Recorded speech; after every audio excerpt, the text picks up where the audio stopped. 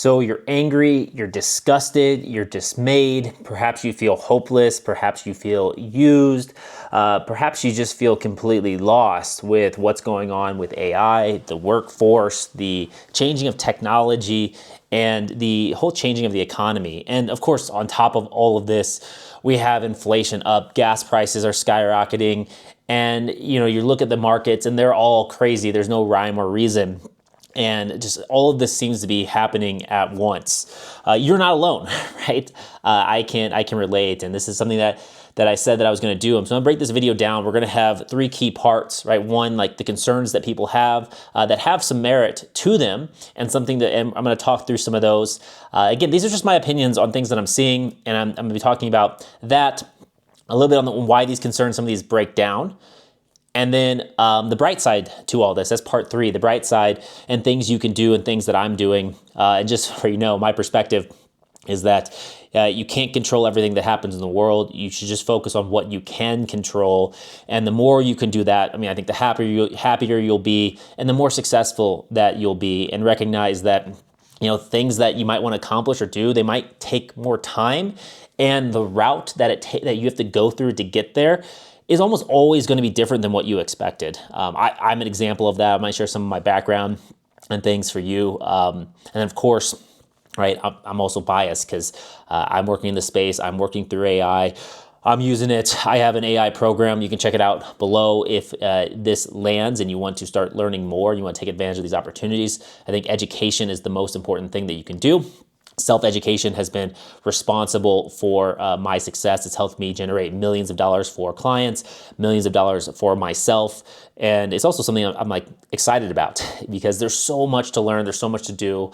And, I think there's always opportunity when you train your mind and your body to look for that versus looking at scarcity and lack of opportunity. Again, there's just even before I get started, all the things that you might be concerned with that I started this with, right? Those represent problems in the world. And when there's problems, there can be solutions to those problems. And if you can find a good solution that people pay for, right? Boom, you're in business. And, that's just a reality of life. And so you got to have that perspective and not get too tied up on fixated on certain things, and just figure out and be the person that's like, okay, yeah, this sucks. Yeah, this isn't ideal. This is not what I would have preferred.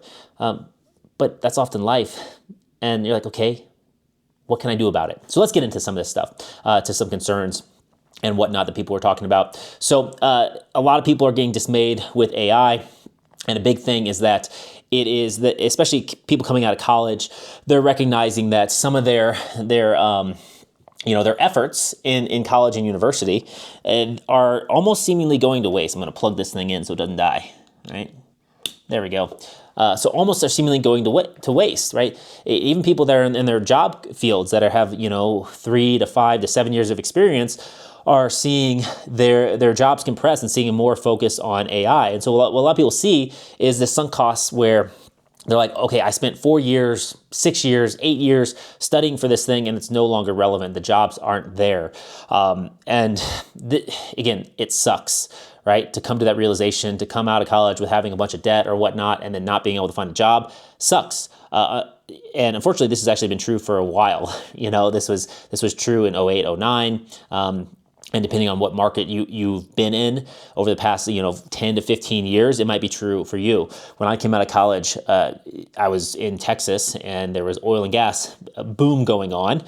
And so there were opportunities, but for other people who weren't in Texas or weren't working in oil and gas, there might be less opportunities. And so the industry and the market that you picked 4 years ago may not be the one that is hitting now, and that kind of sucks. But ultimately, I think you've developed skills, right, that you can apply, right? It may not be specific to the classes that you took, right? But it might be the way in which you achieve good results in those courses, the way in which you studied, the self-learning, the perspectives, the grit, the discipline, and the not giving up attitude, and the persistence and the dedication that you develop that will help you. So let's talk about some of these things. Okay, so a couple of these things. One, people talk about data centers for AI and electricity usage. So a lot of people think, okay, they use a lot of electricity, and when they come in, they increase the cost and things like that. Perhaps, right? They probably do use a lot of electricity. I don't have the exact numbers here for you, but this is worth being concerned about slightly. And so for the electricity, this was a concern people had about Bitcoin. The projections were all off in the beginning when they're like, Bitcoin's going to use all the world's electricity, right? It's significantly less. And I think in this area, when you have industries that demand more electricity, the correct response is like, good, right? Generally, people are better off the more electricity they can use and consume, right? And so if this can spur investment into more and cheaper sources of electricity, let's freaking do it, right? The more energy that we can get, the better. Of course, if you know anything about like the types of civilization, type 0, type 1, type 2, type 3, right? It's all about how much energy they can harness and utilize. And so we are not even a type 1 civilization. We're not harnessing a fraction of the energy that we could be. And so industries that push that forward, and if there's reasonable economics on the back end of that, so then some of that investment can be made into, investing in energy facilities so that we get more and it can be ultimately cheaper with a higher supply. I think that can be a good thing. Short term, that can create issues, okay? No doubt. The other thing is water usage. Cooling consumes real water. This is often concentrated in regions that can at least afford it. Again, people concerned that high electricity, high water usage from these facilities. We should always be concerned about industries that push in and they overconsume our important resources. That's true, right? And then especially water, because water's even scarcer. Fresh water is even scarcer than electricity. But again, if we can align the economic incentives to where there's more investment into if there's more investment into being able to recycle water systems, and I'm no water expert, but hey, look, if we can find a way to make it economically feasible to use salt water for stuff, hey, that'd be pretty incredible, because there's a lot of salt water, a lot less fresh water. But yes, that is a legitimate concern, and companies and businesses should be called out for using that irresponsibly. Eminent domain, people talk about that with data center build-outs. So yes, this is also a problem as well. That can go down if certain areas of land are being seized, or people are being forced to sell for data centers. Yeah, that's a legitimate concern and problem. Again, it's nothing new in terms of business and growth and all of that. But yes, right, people should push back on that, and people should have a say and look into like, hey, do we want this type of facility here in this town? Again, I think it's more concerning to think about locally for you, right, and get involved in your local areas versus like concerned globally, right, or even just nationally. You have to focus on your own area. Let's see here, training data. This is actually a real big thing, and training the thing that replaces you. So a lot of people are upset because these AI companies have come out and they've started training their models on a lot of the data that people put out in the public domain, right? And the reality is that anything you put out publicly, people can find a way to learn from it. They can find a way to incorporate it. They can find a way to change it and all of that. And so once you put something out publicly, it really isn't yours anymore. And so the question here comes down to, all right, well, how can we make sure that the value created from using basically almost this public good gets distributed adequately and not super hyper concentrated at the top? And I think that's a reasonable thing to think about. I know there are propositions. I think I saw Bernie Sanders put out a bill that said, allowing the public to own 50% in these AI companies. And so I don't necessarily know enough about that to break it apart or to praise it or whatnot, but that conversation is getting started, and I think it's a reasonable conversation to have, and say, it's like, who actually owns the value of this, right? Who actually can benefit? And we obviously don't want just a small group of people disproportionately benefiting this while everyone else is hindered by this. So that's true. That's something to be concerned about. Training the thing that replaces you. So this is true. I mean, but this happens all the time. And the reality is that there's going to be certain jobs and certain roles that are no longer as useful or valuable or needed in this new age of AI with new technology. It always happens, and it sucks if you are the individual that it happens to.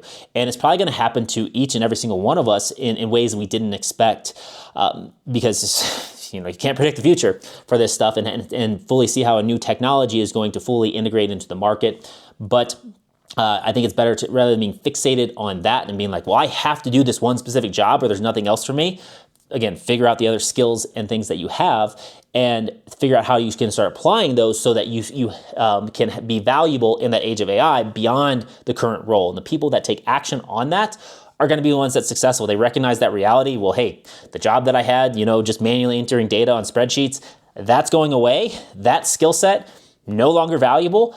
What things did I learn from that will still be valuable, and how can I start to pivot and transition? Okay, and people that do it sooner rather than later, they're going to have the leg up versus the people that are still holding on to the past and trying to force, right, the economy, technological innovation to slow down for them.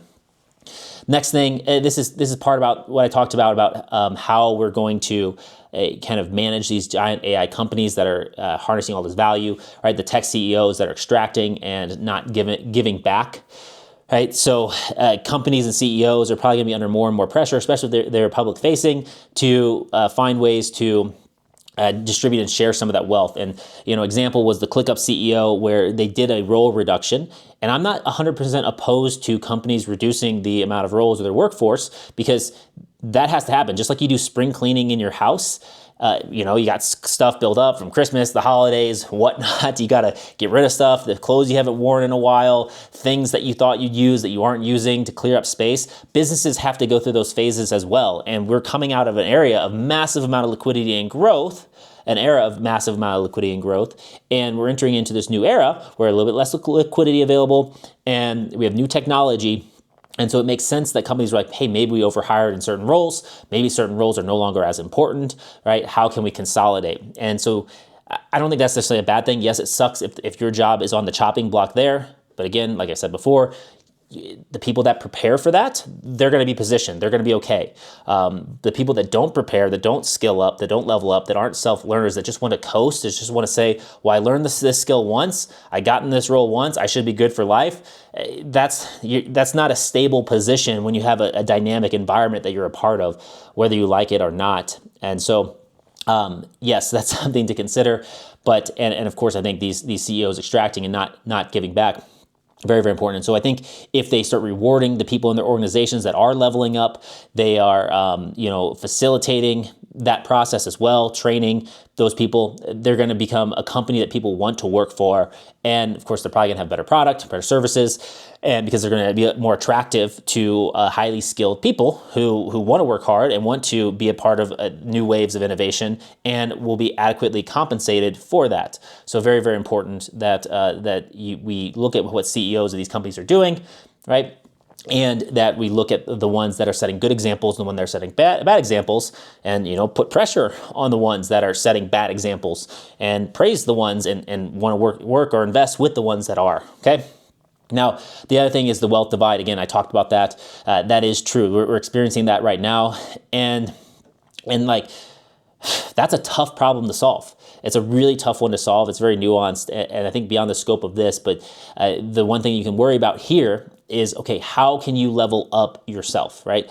How can you start making more money? That's one of the biggest keys to success, is looking at your personal spending habits, your financial habits, your personal income, the cash flow that's coming in, and be like, okay, what things can I cut that aren't serving me, and what things can I add that will serve me? And one of the best things you can do, right, is try to work to earn more money, and try to increase your income so that you can cover your basic expenses, right? And that you then have money left over to start investing and building equity in businesses or in your house, things like that. And that you can then start growing your wealth. And the best thing for that is cash flow, increasing your cash flow.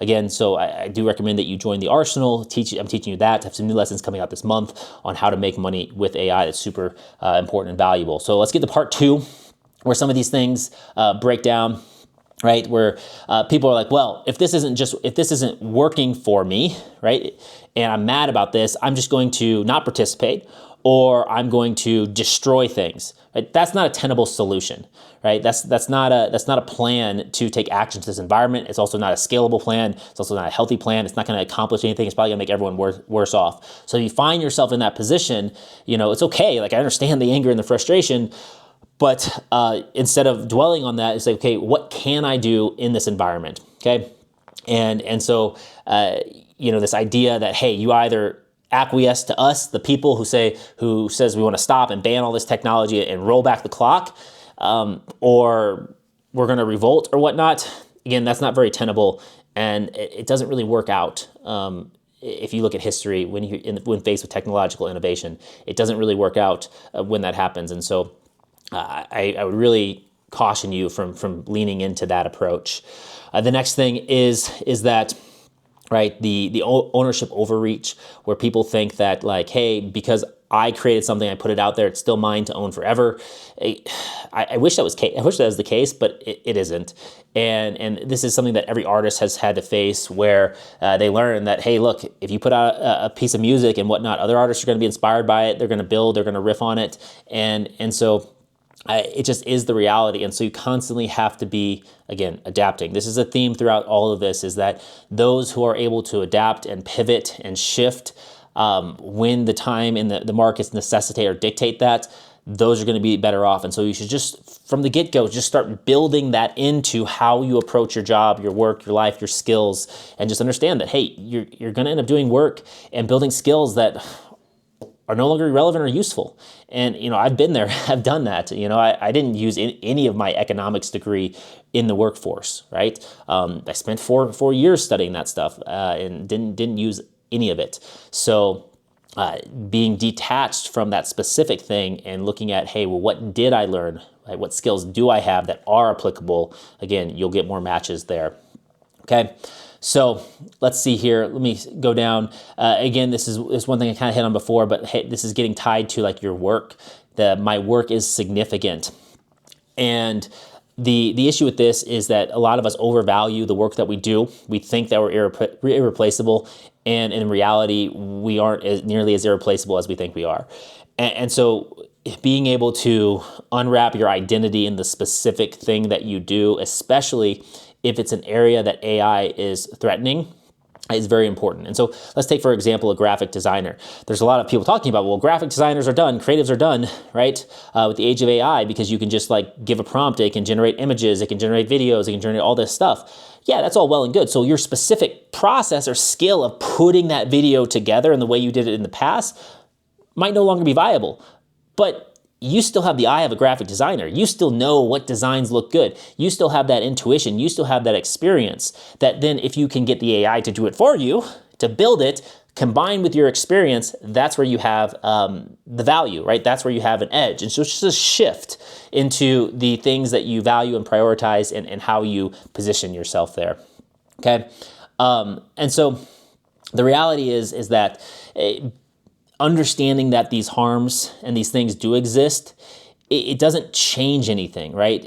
Your employer is still going to use AI. The industries are still going to restructure. They're still going to use it because they see there are benefits. They see there's this technology and tool that they can get value from, right? You still got bills to pay, and so the only real thing that you have to do, right, is recognize these things exist and figure out how you can adapt to the situation with the things that you can control. Again, it's not the sexiest answer, but it is the most effective answer for any of these situations. It's like, okay, what can I control?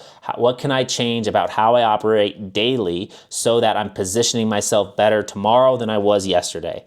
And that's really what it comes down to. It's going to be a little bit different for everyone depending on the stage of life that you're in, if you have a family, if you have debt, if you don't have debt, what career path you're in, right? But the good news is that there's never been more abundance and opportunity here, okay?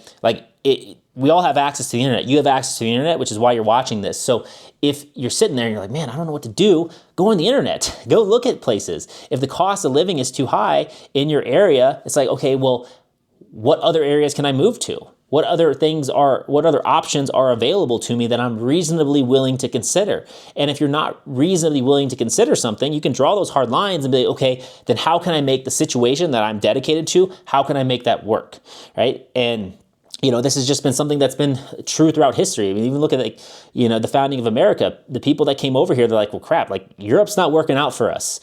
We don't like it here. We're not getting what we want. We can't practice the religion we want. We don't get the say that we want, or we don't have enough food, right? And so what are we going to do? They're like, well, they didn't necessarily want to get on a ship and travel across the ocean to uncharted territories, but they're like, hey, the situation, it necessitates that. And we can either stay here and deal with what we have, or we can, embrace the unknown. And, it's going to cost a lot. It's going to be painful. You're going to have to give up stuff, but we can make that transition in hopes for a better future.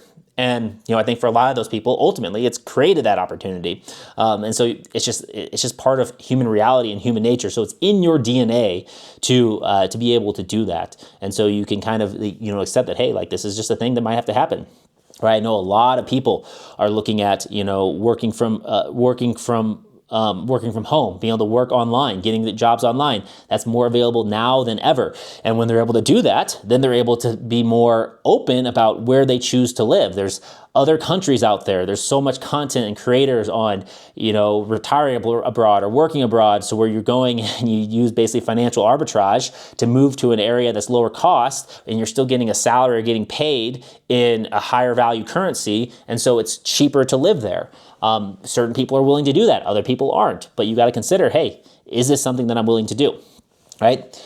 Now, the next thing is that it's never been easier to build. So with AI plus the internet, you have access to basically all the information in the world, and you have access to experts basically for free.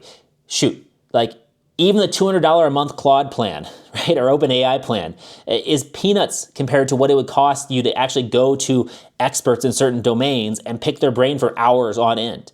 You can go do that now. And so you can get that expert advice, get that expert insight into your specific situation. You can get that guidance. Now, of course, there's caveats. AI still hallucinates. It still makes errors, right, and all this kind of stuff. So you have to understand that, right, which is part of the reason why I have the arsenal and I teach that.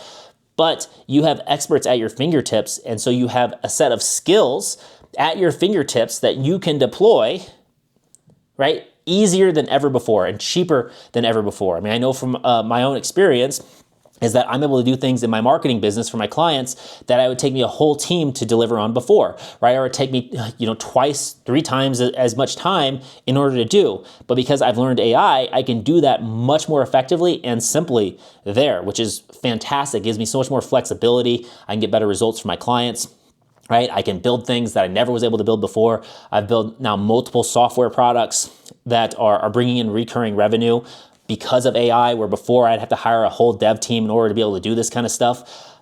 AI has enabled me to unlock ideas that were economically infeasible for myself before, but now it's allowed me to unlock those and deploy them quickly. That is a huge opportunity for you. So even if you're like, well, shoot, my career field's dead, most of my skills are dead. If you can learn, right, because you did it once, right, you learned something, you became competent in something, you can learn something again and become competent in that new thing. It might take a little more time than you expect, but you can do it and you can tailor that to the opportunities that the market is telling you that are available, okay? The next thing is abundance of opportunity for who work through AI. I think this is especially true because a lot of the companies have talked about, hey, we might be reducing the workforce, we might be reducing the number of people that we have, but at the same time, they need people that know AI, that can work through AI, that can combine their skills and experience plus AI to get a much larger outcome or a much greater value impact on the organization. They want that, they need that. And so if you can find a way to combine your skill set, your experiences with AI so you can deploy those experiences at scale or much more effectively, you can get promotions in your job. I've heard multiple people who've been promoted because they learned how to use AI. You can cut down on the amount of work that you have to do so you can spend your time learning something new, spending more time with your family, figure out new investments, whatever it is, you can get that, right? If you just increase your own productivity with AI. And you can become an expert in certain AI systems. Companies are going to need that. They need localized AI brains. They need to understand how agents are set up. They need to check things off of their to-do list that you can do much faster and much more effectively with AI. And so it's like, it just is the reality that we're dealing with. It's just like, hey, having a supercomputer cell phone and knowing how to use this creates a ton of opportunities and has created a ton of opportunities over the past 20 years. Okay, AI is that next thing.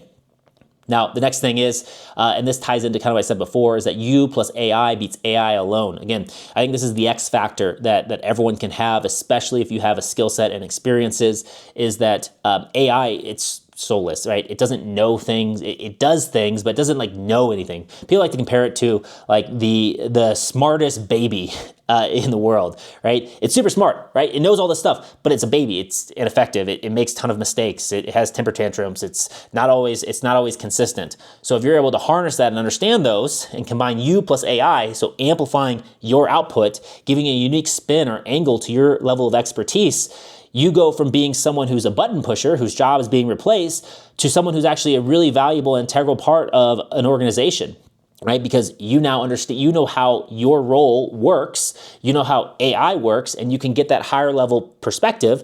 And in business, right, it's the people that are able to do that, right? The people that move from the analyst grunt work to the manager role, to the VP role, to the heads of organizations. Like the CEO isn't doing spreadsheets on the monthly accounts, right? He has a team to do that. If you shift to that CEO mindset for whatever roles and things and experiences you have, right, you now are creating leverage for yourself that didn't exist before. And I think that's a fun endeavor. And it's a necessary endeavor in the world that we live in. And if you can do that, you'll outcompete the version of yourself that doesn't. You'll outcompete the other people in the market, right, that are looking for the job who haven't done that, right? Who's more valuable? A person that's applying for a manager position, yes, they know the industry, they know these things, but they don't know AI, versus a person that's applying for a manager position who knows the industry, knows the things, and they can do their work through AI. They can leverage it to get more data, to get more insights, to produce work faster, to produce work better, and all of that. Well, the person who knows the AI, who works through that, will win. And so you have a choice to say, well, you could be that person, right? And then the next thing is the new jobs, right? And I kind of hit on this before, is that more and more public CEOs are walking back the, hey, AI is going to replace everyone narrative, and realizing that, hey, there's going to be some disruption, some chaos. We actually need people. And I think this is true. I mean, I think there's only so much you can do with so much output you can do with a person, with one individual person with AI, right? And so once you figure out, an organization figures out what that standard is, it's like their goal is to get as many people as possible in key roles up to that level of output. And then they're like, okay, now how can we grow further? Because they're not going to get higher output necessarily out of their people, right? It'd be silly for them to be like, if the standard is, let's say a person with AI gets 2 times the productivity, which is massive, right? That's massive, okay? But let's say that's what it is.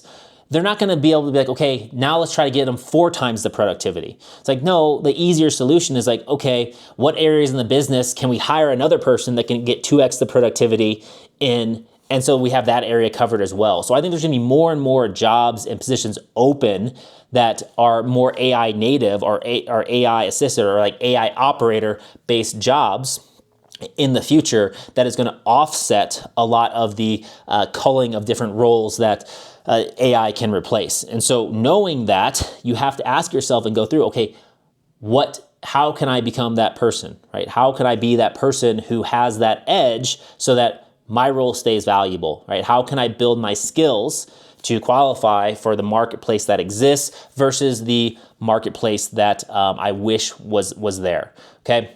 So again, these are just my thoughts on this. I know it's a long video, but you're not wrong to be angry. You're not wrong to be worried, but that isn't a strategy. Okay, you can feel that, you can understand it, you can understand the problems, but you need to also think about, all right, what are the solutions? What are the opportunities for you that weren't there before? And there are opportunities when you know how to look. And the people that do that, they're going to win versus the people that don't do that. And you just get to make the choice. Are you going to be a person that adapts, that takes advantage of kind of the confusion and the chaos that's happening right now? Or are you going to be a person that just gets mad and just like sits back and be like, well, I'm not going to participate. Okay. Well, no one's going to be like, there's not going to be sympathy for you there because you're not out there creating value. Okay. And so I'm sharing this because I don't necessarily even consider myself on the winning side. I think we're all kind of in this together. We're all trying to figure this out. But I just know that I have went through these experiences before in my life. Like I didn't have success in the timeline that I wanted. I didn't have it immediately. I started so many businesses that failed. And I spent so much time, energy, money, and effort on projects, on things that went nowhere, right? And in fact, at certain points in time, made me feel worse off than I was before. And there were times where I'm like, man, I should have just stayed in my job, stayed in my career, stayed on the consulting path, and never went into entrepreneurship. Okay, like there's been times in my journey where I had those thoughts, but I made the choice to do what I did, right, and go the path that I went down, right? I chose. Sometimes you don't get to choose. Sometimes life and life circumstances force you down a path that you never would have picked, and you can just be mad and upset and you can just give up, or you can choose to adapt, which is what I did. And I chose to never give up, to keep trying, to keep building, to keep honing my skills. And eventually, right, my preparation, all of those failures, all of those skills and so many things that I thought I would never use, I got presented opportunities where I was a perfect fit for those opportunities. And I was able to capitalize on that and build from there. And so I think that's what can happen to you when you keep that abundance mindset, you keep that adaptable mindset, and that you keep moving forward no matter what happens, and you focus on the things that you can control. And so that's my thoughts on this. Let me know what you think about this in the comments below. And hey, look, like maybe you're like, I don't want to adapt, I don't want to change, right? Let me know. Right? Or maybe you see no route out. I don't think that's necessarily a viable response. I think there's always options and always opportunities. You just have to get yourself in the mindset to see them, right? Things, your current mindset matters so much, and you're living in fear, anxiety, frustration, depression, right? That can cloud your ability to see the optimistic things, to see the opportunity, to see the abundance, to see the solutions or see the problems that you have a solution for that you can make money with, right? And so I hope that you lean into being adaptable, and you lean into trying to find ways to operate in the world as it is versus what you wish it would be. So that is it for this one. I'll catch you in the next one. Peace.